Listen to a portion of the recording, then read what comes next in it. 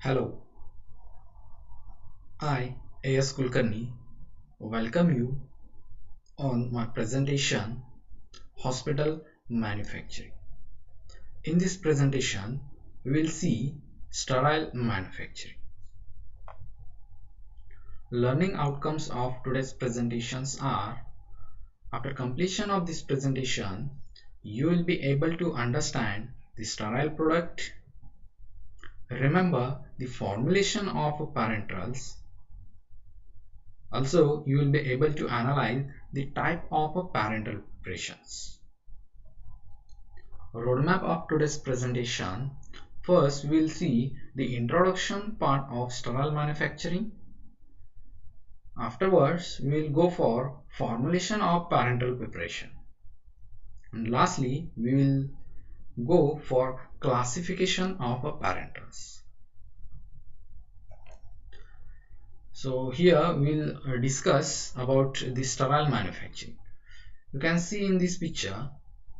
So this is the unit of sterile manufacturing. So here aseptic condition which are maintained, because these sterile products which are administered like parenterals which are directly administered to the body.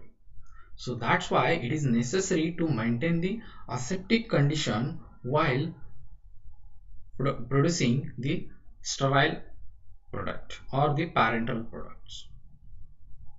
So here we will see the sterile products. So sterile products are the products which is free from microorganisms.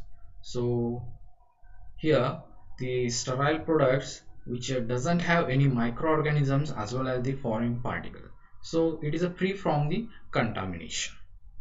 So for the preparation of that sterile product, so it is unnecessary to maintain the aseptic condition. So aseptic condition is nothing but the entry of microorganisms as well as the foreign particles will be inhibited or will be avoided in that particular area. So these sterile products includes parenteral preparation, ophthalmic preparations and irrigating solution. Parenteral preparation, which is directly administered to the body with the help of syringes as well as needle, as well as by using the IV sets. And ophthalmic preparation, so these are used to treat the eye diseases, as well as the irrigating solutions. So these fluids which are used for the cleansing purpose. So all these sterile product should have or should be free from microorganisms as well as foreign particles. Here the parenterals you can see in this picture. So here is an vial. So at the time of administration, the dose from that particular vial, which is a withdrawal with the help of syringes and needles. So here the administration of a parenterals, which is done by using the syringes and needle, as well as in case of the ophthalmic preparation, so they are administered with the help of the droppers. So all these sterile products should be free from microorganisms as well as the foreign particle. So this is about the sterile products. So for manufacturing of sterile products, it is necessary to maintain the aseptic condition. So all the sterile product which is manufactured in a aseptic condition, that is free from microorganisms. In various classes are there, that is area 100, 1000 as well as the 10,000. So that depends on the what type of product to be manufactured in that particular unit, in that particular sterile manufacturing unit. So let's move forward here. So before going to actual presentation or before moving to the next point, here is an reflection spot for you. What type of ingredients are required in parenteral preparations. So you just pause the presentation, try to write answer for it, and then play the presentation. Yes, you are right. I think you have written something about this. So let's move forward. So in this, we'll see the formulation of parenterals. So you can see in this slide, so there are three ingredients which are required at the time of formulation of a parenterals or preparation of parenterals. So in that, first, drug, or it is also called as active pharmaceutical ingredient, that is API, or medicament. So second ingredient is required, that is vehicle. So to dissolve that particular drug in that suitable vehicle. And third is there, that is additives. So here additives are added in that particular parenteral product to maintain the stability of that product. So let's see one by one here. So first we will see the first ingredient, that is a drug or active pharmaceutical ingredient. So it is also called as the medicament. So here every dosage form have the active drug which are actually showing or gives the pharmacological action. So every dosage form have the active pharmaceutical ingredient or drug or medicament. So without medicament or drug, we cannot formulate the dosage form, that is final dosage form or finished product. So you just remember here the drug which actually showing or giving the pharmacological action. So drug is the first ingredient which is required for the parenteral formulation. Second ingredient here, that is the vehicle. So here two types of vehicles which are used, so that depends on the drug which is soluble in either aqueous vehicle or non-aqueous vehicle. So here two vehicles which are used, that is aqueous vehicle as well as the non-aqueous vehicle. So aqueous vehicles which are used when drug is soluble in that particular aqueous vehicle. So here it includes the water for injection as well as sterile water for injection. So water for injection is mostly used in all the parenteral preparations. So it should be free from ions and pyrogens, as well as this water for injection which is prepared by using distillation or reverse osmosis pressure process. So here distillation means here is a separate unit which I use for preparation of water for injection. So in that particular distillation process, the water which is boiled, so there is a conversion of vapors with the help of heat, and again that vapors which is reconverted into the liquid form with the help of cooling system. So here the distillation method is used for preparation of water for injection as well as reverse osmosis pressure. So with the help of the pressure, that particular water which is forcefully transferred through a semi-permeable membrane. So there is an filtration of that particular is done. So the materials or the particles which is present as well as the ions which is present in that particular water which is a separated, which is a filtered. So that is called as a reverse osmosis process. As well as, so in this aqueous vehicle, sterile water for injection which is also used. So it is sterilized and suitably packed. So these aqueous vehicles does not contain any antimicrobial agent or other added substance. So these are purely free. Only water is there, that is pure water. So which is sterile water. So second vehicle is there, that is non-aqueous vehicles. So these are mainly used for the intramuscular injection.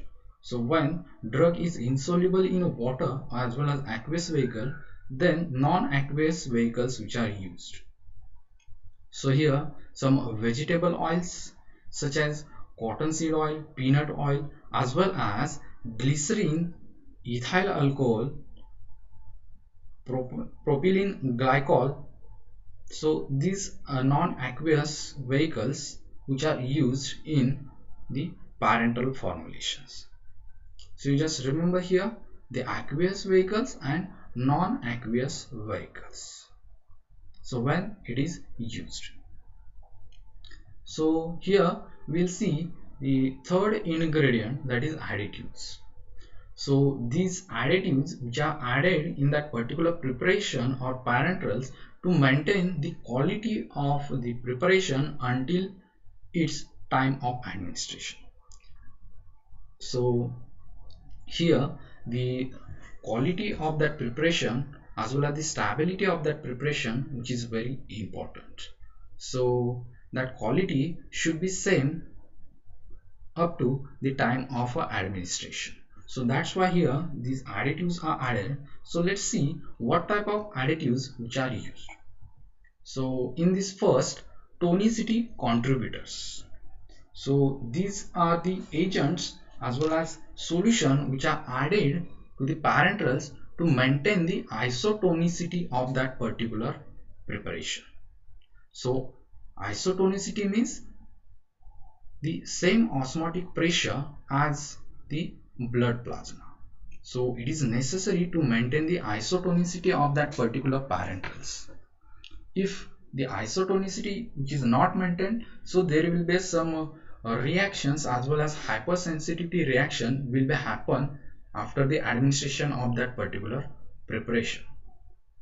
So while adding the tonicity contributor, here some criteria should be considered. So that particular tonicity contributors so should be compatible with all the ingredients. So the reaction will not be occurred there. So here the different methods which are used to maintain the isotonicity. So here first method, that is a freezing point depression method, is used, as well as to maintain the isotonicity of that particular parenterals, sodium chloride equivalent method is also used. So next we will see here the antioxidants as an additives.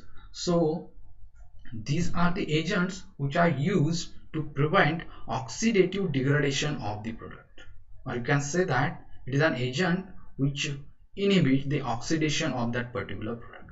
So when the parenterals which is comes in a contact with oxygen, so there will be a degradation. To avoid that problem or such problems, here antioxidants which are used. So that antioxidants which is depends on the type of that particular injection, either that is aqueous injection or oily injection. So in case of aqueous injection, sodium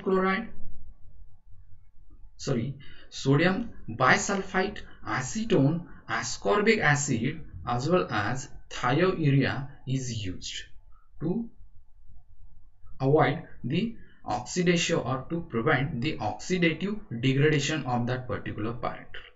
So in case of oily preparations, so here BHT, that is butyl hydroxytoluene, BHA, that is butyl hydroxyaniline, as well as alpha tocopherol and propyl gallate is used. So these are the some antioxidants which are used to prevent oxidative degradation of that particular parenterals. Let's see the next additive, that is antimicrobials. So antimicrobials means these are the agents which prevent microbial growth of in the product. So these antimicrobials which are mainly used or specially used for multi-dose containers. So in that multi-dose or from that multi-dose container, the physicians will withdraw the dose more than one times. So that's why it is necessary to add the antimicrobial agents in multi-dose container. So to avoid the contamination or the microbial growth with that product. So these antimicrobials which are not added in the single dose container. So single dose container, that particular dose which is used in a once. So that's why it is not necessary to add the antimicrobial agents in the single dose container. So while selecting that particular antimicrobial agent, some criteria should be considered, or some properties should be considered, so that particular antimicrobial agent should be non-toxic, as well as it should be compatible with the medicament. So these properties are required in case of antimicrobials. So here let's see the examples of antimicrobial agents, as well as so these antimicrobial agents which are added in the preparation in small concentration. So let's see here some examples, that is cresol 0.5%, chlorocresol 0.2%, benzalkonium chloride, that is 0.001%, phenyl mercuric nitrate 0.002%, benzyl alcohol 1%, chlorobutanol, that is 0.5%. So these are the some examples of antimicrobial agents with their concentration which are added in the parenterals, mainly for the multi-dose containers. So let's see the next additives here, that is stabilizers. So these are the agents which are added in the parenterals to maintain the stability of that particular product. So it prevents the decomposition of parenterals as well as the degradation of the parenterals. So it prevents, so that particular decomposition which are prevented by adding antioxidants in the formulation, or so that products which will be packed in an inert atmosphere of nitrogen or carbon dioxide. So by using these here, the degradation of that particular parenterals will be avoided, or the stability of that particular parenterals will be maintained. So here also EDTA, that is ethylene diamine tetraestic acid, so it forms a complex, the metal ions, and reduces the risk of a degradation. So this is the complexing agent, so it forms the complex salt with that metal ions and reduces the risk of degradation. So let's see the next additives here, that is buffers. So we all knows about the buffers. So these are mainly used to maintain the pH of the parenteral products. So these are added in the preparation to prevent the degradation of the drug. So by maintaining the pH of that particular parenterals, the degradation of that particular drug or that particular product will be stopped or will be avoided there. So some examples of buffers are here, that is citrate buffer, phosphate buffer, as well as acetate buffers of potassium, sodium, calcium, etc. So these are the examples of buffers which are added in the parenterals. Let's see the next additive here, that is suspending agents, emulsifying agent, and wetting agent. So we all are knows about the suspending agent, emulsifying agent, and wetting agent. So here, to maintain the particle size of the suspension and prevent flocculation, so here wetting agents which are used, for example Twin80, sorbitan trioleate. So these are the some wetting agents which are added in the parenterals. So next suspending agent here, that is sodium carboxymethylcellulose, that is sodium CMC, methyl cellulose, acacia, as well as gelatin and polyvinyl pyrrolidone. So these are the some examples of suspending agents which are used in the parenterals. As well as some emulsifying agent is also used, that is in commonly lecithin is used as an emulsifying agent in the parenteral preparation.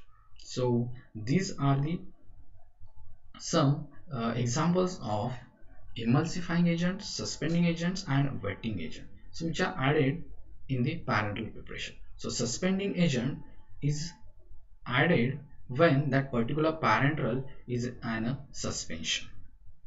So emulsifying agents which are added when that particular parenteral preparation in the form of emulsion, either water in oil type of or oil in water type of emulsion. And wetting agent here are added to increase the solubility of that particular drug into the vehicle. So by using these additives here, the stability as well as the quality of that particular parenterals will be maintained. So these are the some additives. So here, before moving to the next point, here is a reflection spot for you. So how will you differ large volume parenterals and small volume parenterals? So you just pause the video, write the answer for it and then play the presentation. Yes, you are right. So let's see the classification of a parenterals. So these are parenterals which are classified into large volume parenterals and small volume parenterals. So name itself indicate that this classification is depends on the volume of that particular parenterals. That is either the volume is large one or the small one. So let's see the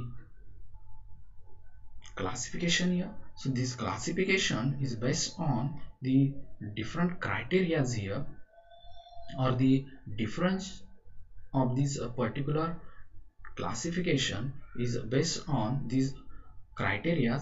So let's see the one by one here. So here large volume parenterals are there, small volume parenterals are there. So in that first criteria, that is pack size. So large volume parenterals which are available in 100 ml volume or more than that. So when the volume is 100 ml or more than that, so it is called as a large volume parenterals. If the volume of that particular product or parenteral is up to the 99 ml, so it is called as small volume parenteral. So here this classification, that is large volume parenterals and small volume parenterals, is mainly on the volume of that particular preparation. So here we'll see the next criteria, that is type of containers used for the packing.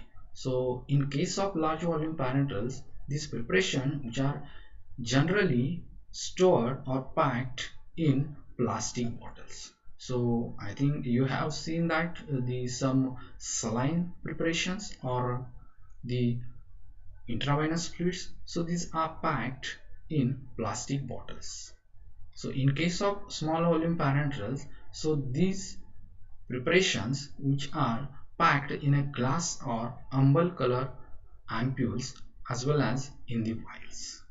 So the volume of that particular container is a small as compared to the large volume parenterals. Third criteria is there, that is vehicle use at the time of preparation. So here in a case of large volume parenterals, water for injection is used as a vehicle. In case of small volume parenterals, water for injection or oils like propylene glycol 400 grade or propylene glycol 600 grade which are used. So that depends on what type of drug is there, or the drug which is soluble in aqueous vehicle or in non-aqueous vehicle. So fourth criteria is here, that is added substance. So here in case of large volume parenterals, no any additives which are added because it is an single dose container. So these preparation which are administered in a once. So in case of small volume parenterals, some are preservatives as well as accidents, antioxidants and antimicrobial agents which are added to maintain the stability and quality of the product up to its administration. Because small volume parenterals which is packed in a multi-dose containers. So at the time of withdrawal here, physician or the doctor using the syringes and needles, so there will be a chance of the contamination or the growth of the microorganism. So to avoid such problems here, some additives are added. So next here we will see the sterilization process which is used in case of these preparation. So in case of large volume parenterals, so mainly terminal sterilization is used. So terminal sterilization means the sterilization is done after filling the product into the final container or after filling the final product into the container. So this type of sterilization is called as terminal sterilization. So terminal sterilization is used in case of large volume parenterals. But in case of small volume parenteral, these parenterals which are generally aseptic filled products. So these products which are filled in the final container after its sterilization or the in-process sterilization is used here in case of small volume parenterals. Next criteria is there, that is administration. So what type of object or by using what method or which object it is transferred to the body. So in case of large volume parenterals, so these types of preparation which is administered with the help of IV set, that is intravenous set. In case of small volume parenterals, so these products which are administered with the help of syringes and needles. So here we will see the last category, that is uses. So where that particular large volume parenterals is used or in what purpose.